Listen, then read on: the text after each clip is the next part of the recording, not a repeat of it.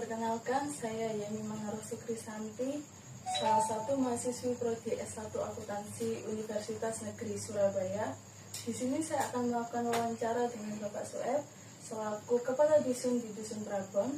Wawancara ini bertujuan untuk menggali lebih dalam tentang berbagai permasalahan yang dihadapi masyarakat, bangsa dan negara, serta mencari solusi yang dapat dilakukan untuk mengatasi masalah ini. Baik, sebelumnya terima kasih Bapak telah menyempatkan waktu untuk saya melakukan wawancara. Di sini saya akan menanyakan tanggapan Bapak mengenai beberapa hal. Yang pertama yaitu, menurut Bapak, apa masalah sosial terbesar yang dihadapi masyarakat di Dusun Prabon ini?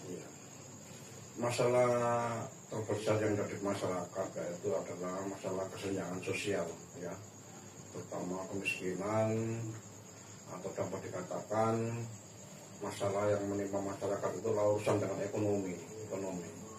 Itulah masalah yang terbesar dihadapi masyarakat.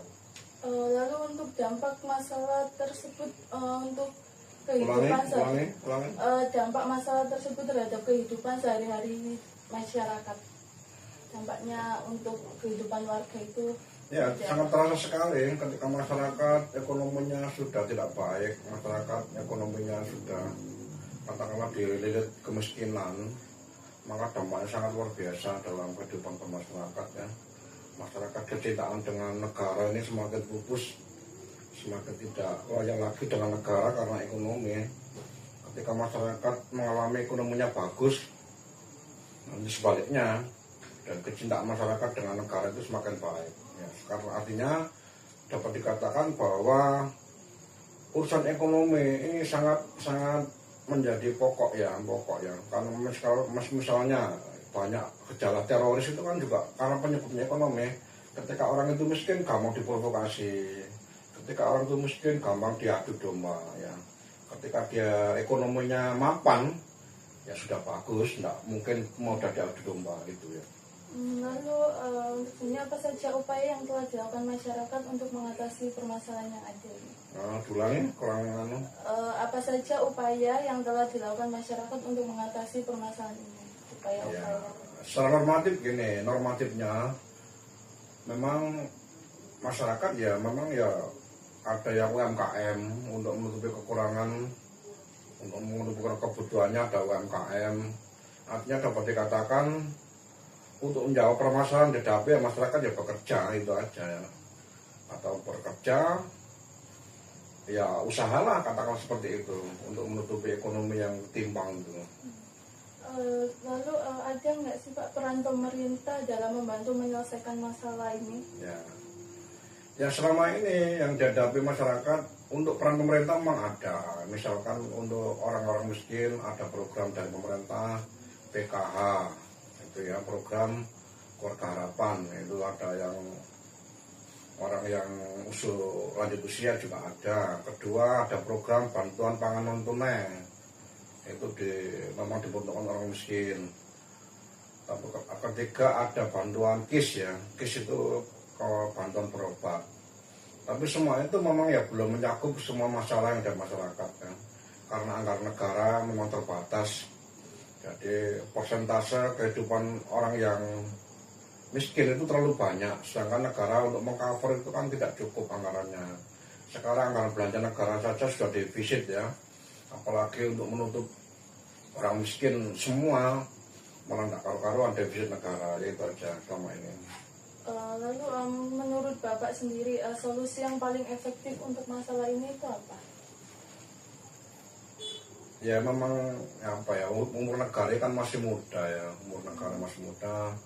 sumber daya manusianya juga ya masih ya tergolong masih bodoh lah, katakan seperti itu. Memang kalau memang negara maju itu ekonominya mantap itu memang didukung dengan sumber daya manusianya yang tingkat pendidikan keterampilannya bagus, ya. Selama ini memang Indonesia orang-orang ya terutama generasi yang tua itu rata-rata orang yang ekonominya tidak bagus, itu rata-rata memang latar belakang pendidikannya memang kurang. Jadi memang ya gimana lagi seperti itu, ya, gitu aja, ya.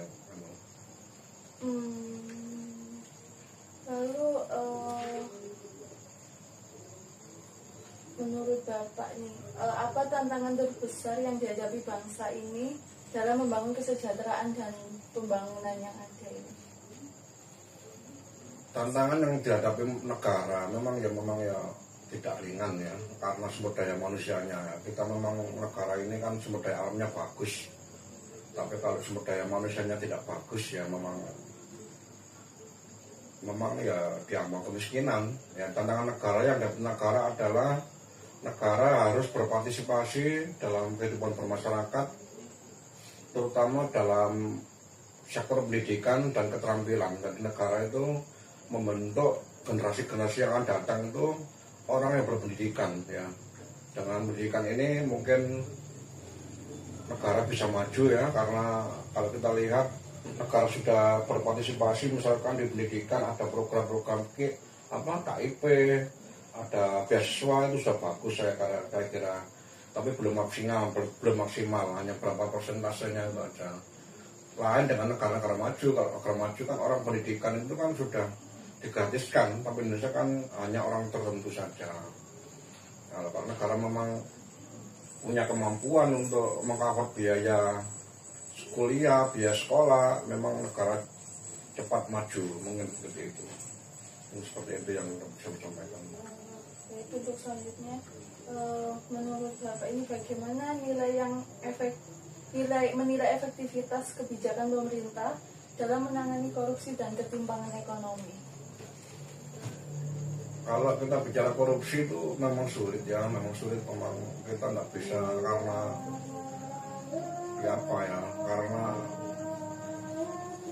karena sumber daya manusianya saja ya, tidak semata-mata pendidikan. Ternyata orang-orang yang korupsi itu orang pintar-pintar semua. Ya memang integritasnya saja yang dipertaruhkan. Kalau memang orang Indonesia kebanyakan meskipun orang pintar-pintar itu tetap korupsi, memang ya ini harus dibentuk dari kecil melalui agama mungkin. Tapi tidak menjamin, karena ya dilihat dari orang-orang beragama ya sama ya korupsi, memang sulit, memang enaknya ya memang sulit sekali. Saya nggak bisa jawab itu, seperti lingkaran setan yang nggak bisa terjawab, itu sulit. Dari penegakan hukum, kalaupun hukumnya adil, undang-undangnya ada, ternyata hakimnya bisa disuap, jaksanya bisa disuap, polisi bisa disuap, terus kan seperti lingkaran setan yang nggak bisa diselesaikan masalahnya itu. Saya nggak bisa menjawab itu. Untuk selanjutnya itu, apa dampak konflik politik terhadap stabilitas negara? Konflik politik itu bagus saja selama konflik politik itu masih bertaraf ide ya, tidak disertai narasi yang kontra fisik lah, itu memang tidak masalah. Selama itu masih dalam wacana ide, itu tidak apa-apa. Konflik politik itu bagus saja. Yang dikhawatirkan kalau konflik politik tidak berkonflik seperti Orde Baru dulu, ketika politik itu damai-damai saja ya, ternyata negara bobrok. Tapi sekarang itu konflik politik, selama konfliknya dalam wacana ide, itu masih sah-sah saja, bagus, itu bisa menjernihkan masalah. Tapi kalau sudah konfliknya berlatar belakang fisik, nah itu sudah tidak bagus ya. Ya tadi dari pengalaman Orde Baru itu, emang dari dulu memang Orde Baru itu bagus, konflik, tidak ada konflik politik. Tapi dengan pada akhirnya itu pembagian kekuasaan, akhirnya tahun 98 terjadi reformasi, yaitu sudah jatuh negara ini gara-gara memang tidak ada kontrol. Kalau selama konflik itu kontrol, maka politik tidak apa-apa, sah-sah saja itu. Yang terakhir, mungkin ada pesan dari Bapak yang bisa dilakukan oleh generasi muda untuk membantu memajukan negara. Ya, generasi muda sekarang ya kami anjurkan satu ya integritas ya, kejujuran ya. Kejujuran itu penting. Dulu orang mengatakan jujur itu hancur, tapi kenyataannya tidak. Orang jujur itu mujur. Kedua, orang anak muda sekarang satu, belajar akademis, belajar keterampilan, tidak apa-apa, sah-sah saja. Jangan sampai hidup ini dibuat kehidupan yang sia-sia. Terus belajar. Suatu saat belajar itu akan menemukan jalannya sendiri. Suatu saat sekarang kita katakanlah sekarang belajar kayaknya tidak berguna ya. Tapi suatu saat kita akan menemukan jalannya sendiri. Oh ternyata belajar itu bermanfaat gitu. Nggak ada waktu lenggang-lenggang sekarang untuk maju. Karena apa? Ketika sumber daya manusianya bagus ya, sumber daya manusia bagus, meskipun sumber daya alamnya tidak bagus, seperti Singapura, Jepang, Korea Selatan itu sumber daya alamnya tidak ada. Ternyata sumber daya manusianya bagus, negara maju. Nah kita ini sumber daya alamnya bagus, manusianya integritasnya rendah, tidak jujur, ya terseok-seok gitu. Itu mungkin begitu. Baik, terima kasih Bapak atas waktu dan wawasan yang telah dibagikan kepada kami.